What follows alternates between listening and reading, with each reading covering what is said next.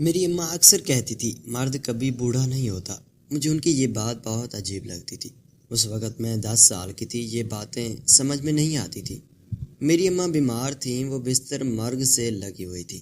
رشتہ دار ان کی خیر خیریت کو آتے تو وہ سب سے یہی کہتی کہ میرے مرنے کے بعد میری بیٹی کا خیال رکھنا، میری بیٹی پر ظلم نہ کرنا۔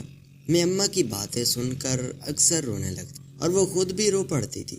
ابا کو اماں سے محبت تھی، لیکن اتنی زیادہ نہیں کہ وہ ان کے گھٹنے سے لگ کر بیٹھ جاتے۔ ویسے بھی جب سے میں نے ہوش سنبھالا تھا اماں کو بیمار ہی پایا تھا۔ اماں کا بہت اچھے اور بڑے ہسپتال میں علاج ہو رہا تھا، کیونکہ ہمارے پاس پیسوں کی تو کمی نہیں تھی۔ کمی تھی تو شاید اچھی قسمت کی۔ ساری کوششوں کے باوجود بھی اماں ٹھیک نہیں ہو پا رہی تھی، اور پھر ایک رات انہوں نے مجھے اپنے پاس بٹھایا اور مجھ سے خوب باتیں کی۔ وہ مجھے بہت ساری نصیحتیں کر رہی تھی۔ مجھے ڈر بھی لگ رہا تھا، میں چاہتی تھی کہ اماں ایسا نہ کرے، وہ بس میرے ساتھ رہے، لیکن اماں شاید جان گئی تھی کہ ان کا وقت آ چکا ہے۔ وہ وقفے سے رو رہی تھی اور میں ان سے لپٹ کر رونے لگی۔ اماں نے کہا، ماں رخ، اپنی طاقت آپ بننا، کسی پر بھی حد سے زیادہ بھروسہ مت کرنا۔ اور پھر اسی رات وہ چپکے سے اسی دنیا سے چلی گئی۔ ان کے مرنے کے بعد سب سے زیادہ نقصان میرا ہی ہوا تھا۔ میں بہت روئی تھی اور روتی رہی تھی۔ ابا کو افسوس ہوا تھا، لیکن چند دنوں بعد ہی وہ اپنے بزنس، اپنے کام میں مصروف ہو گئے تھے۔ میں راتوں کو چھپ کر روتی تھی۔ اتنے بڑے گھر میں صرف ابا، میں اور ملازم رہتے تھے۔ میرے نہ تو نانا نانی تھے اور نہ ہی دادا دادی۔ رشتہ دار 1-2 بار آئے، پھر انہوں نے بھی آنا چھوڑ دیا اور میں اکیلی رہ گئی تھی۔ ابا کو تو اپنے کام سے فرصت نہیں ملتی تھی۔ وہ کبھی ایک شہر میں ہوتے تو کبھی دوسرے شہر میں چلے جاتے۔ میں اکثر ہفتوں بعد ان کی شکل دیکھتی۔ یہ صرف میں جانتی تھی میں کیسے اپنی زندگی گزار رہی تھی۔ رات کو مجھے ڈر لگ رہا تھا، ماں کی یاد آتی تھی تو میں سسک کر روتی تھی۔ پھر ایک دن ہم دوسرے شہر میں شفٹ ہو گئے۔ ابا نے ایسا کیوں کیا تھا پتہ نہیں، میں نہیں جانتی تھی۔ یہاں مجھے انہوں نے بہت بڑے اور اچھے سکول میں داخل کرایا۔ ڈرائیور مجھے لینے اور چھوڑنے جاتا تھا۔ میرا کوئی دوست نہیں تھا، میں ہر وقت ڈری سہمی رہتی تھی۔ پھر مجھے ایک دوست ملی جس کا نام زونی تھا۔ اس کے آنے کے بعد میری زندگی مکمل طور پر بدل گئی تھی۔ کاش میں اسے اپنے گھر نہ لائی ہوتی، اور کاش میں نے اماں کی اس بات کو یاد رکھا ہوتا کہ اپنے علاوہ کسی پر بھروسہ مت کرنا، تو آج یہ سب نہ ہوتا۔ آج میں اس کمرے میں قید نہ ہوتی اور میرا سگا باپ میرے ساتھ یہ ظلم نہ کرتا، جسے سن کر لوگوں کے سر شرم سے جھک گئے تھے، جو ہمارے مذہب میں بھی حرام ہے۔ لیکن اب تو پانی سر سے گزر چکا تھا۔ زونی مجھے سکول میں ملی تھی۔ کلاس کے کچھ شرارتی بچے مجھے تنگ کر رہے تھے، تو وہ میرے پاس آئی اور ان بچوں سے میری جان چھڑائی۔ میں نے دیکھا وہ بہت بیمار تھی اور وہ بہادر بھی بہت تھی۔ اس نے پرانا سا یونیفارم اور بیگ پہن رکھا تھا، اور وہ ان بچوں سے تھی جو زکوٰۃ کی رقم سے سکول میں پڑھتے تھے۔ مجھے وہ اچھی لگنے لگی تھی، اور پھر ہماری دوستی ہو گئی تھی۔ وہ بہت باتونی تھی، ہر وقت اپنی باتوں سے مجھے ہنساتی تھی۔ اس کے پاس لنچ کے لیے پیسے نہیں ہوتے تھے اور نہ وہ لنچ باکس لاتی تھی، میں اسے اپنے ساتھ کھلاتی تھی۔ اب میں نے اسے اپنے ساتھ اپنے گھر بھی لانا شروع کر دیا تھا۔ اب مجھے اپنے اکیلے پن سے ڈر لگ رہا تھا۔ وقت گزرتا گیا اور ہماری دوستی مزید گہری ہوتی گئی۔ اب ہم نے میٹرک کر لیا تھا اور ہم رزلٹ کے انتظار میں تھے۔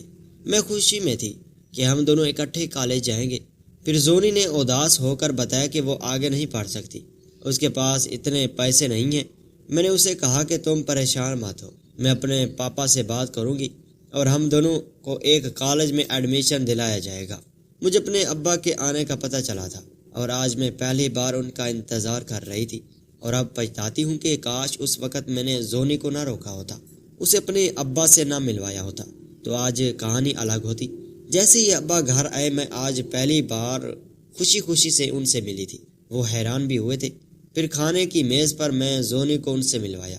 وہ جھجک رہی تھی، لیکن میں اس کا ہاتھ پکڑ کر لے آئی تھی، اور جیسے ہی ابا کی نظر زونی پر پڑی، وہ بس دیکھتے ہی رہ گئے تھے۔ پتہ نہیں کیا مسئلہ تھا۔ میں نے ابا سے جو بھی کہا وہ انہوں نے نہیں سنا تھا، وہ تو بس زونی کو دیکھے جا رہے تھے۔ پاپا، آپ ہم دونوں کو ایک کالج میں ایڈمیشن دلائیں گے نا؟ انہوں نے میری آخرت بات سن لی تھی اور پھر کہا، ہاں ٹھیک ہے، تم دونوں اب سے ہمیشہ ساتھ ہی رہو گے۔ ابا کی آنکھوں میں عجیب سی چمک تھی۔ میں خوشی سے زونی کے گلے لگ گئی تھی، اور پھر ہم نے کمرے میں آ کر پارٹی کی۔ پر مجھے اس وقت نہیں پتا تھا کہ ابا کا اپنی بیٹی کی عمر کی لڑکی پر دل آ چکا تھا۔ زونی بہت خوبصورت تھی، بس وہ غریب تھی اور سادہ کپڑے پہنتی تھی، پر اس غربت میں بھی اس کا حسن دمکتا تھا۔ بس اس کے بعد اسے اپنے اکثر گھر لاتی۔ وہ زونی کا پوچھتے تھے۔ ہمارا ایڈمیشن بھی ہو گیا تھا۔ ابا کی آنکھیں زونی کی طرف تھی۔ مجھے لگتا تھا وہ زونی کو میری طرح بیٹی سمجھتی ہے، پر یہ راز مجھے پتا تھا۔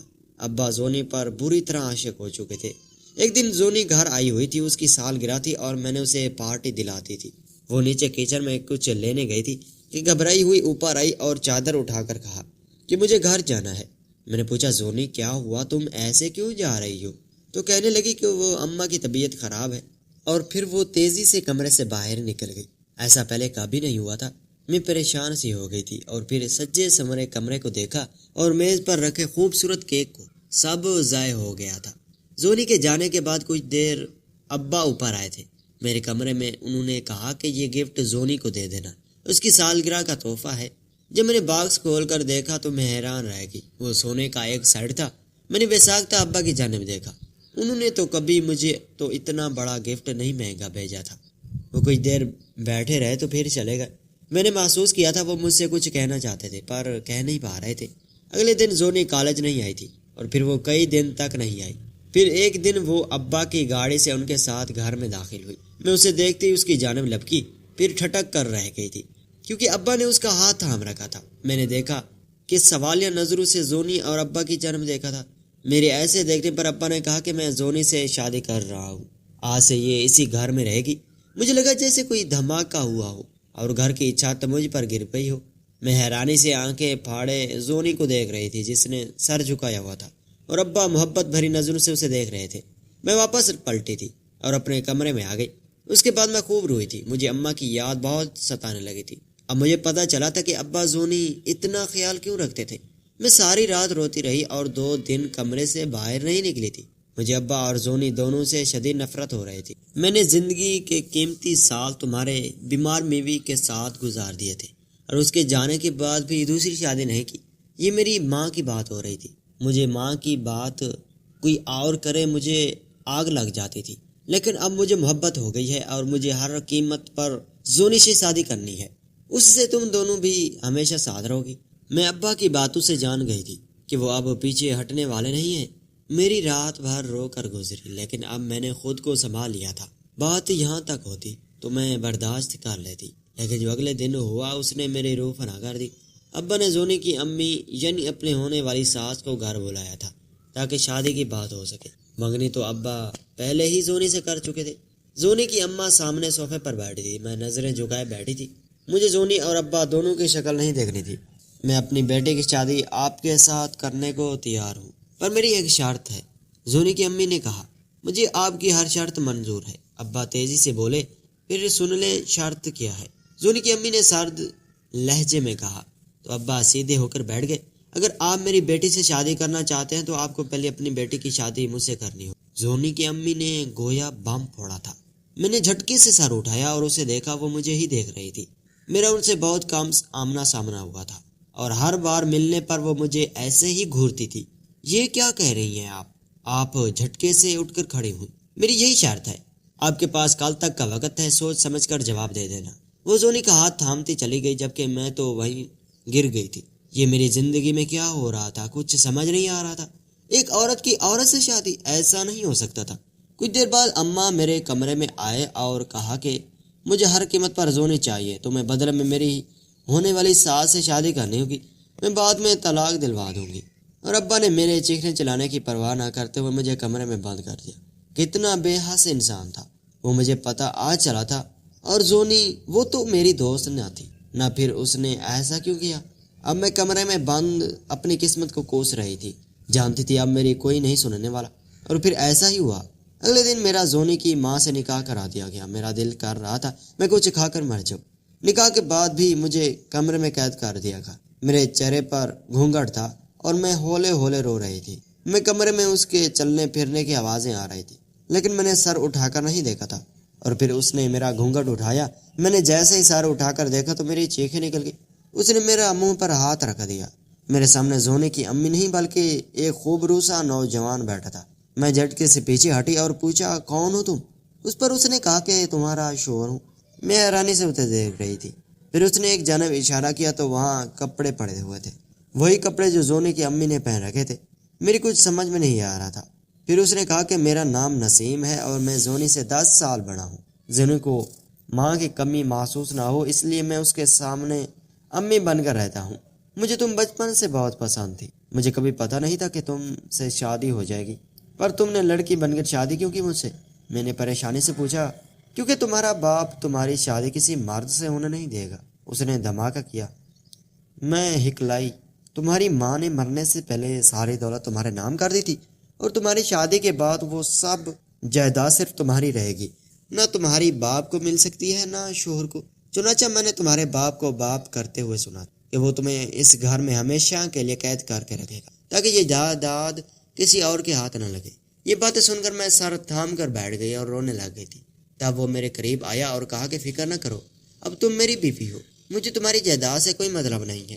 اور ہاں، زونی کو میں نے ہی کہا تھا کہ وہ تمہارے ابا کو شادی کے لیے ہاں کر دے تاکہ میں تم تک پہنچ سکوں۔ یہ سب پلان کا حصہ تھا۔ زونی کا نکاح بھی میں پہلے ہی اپنے دوست سے کرا چکا، وہ بس ڈرامہ کر رہی تھی۔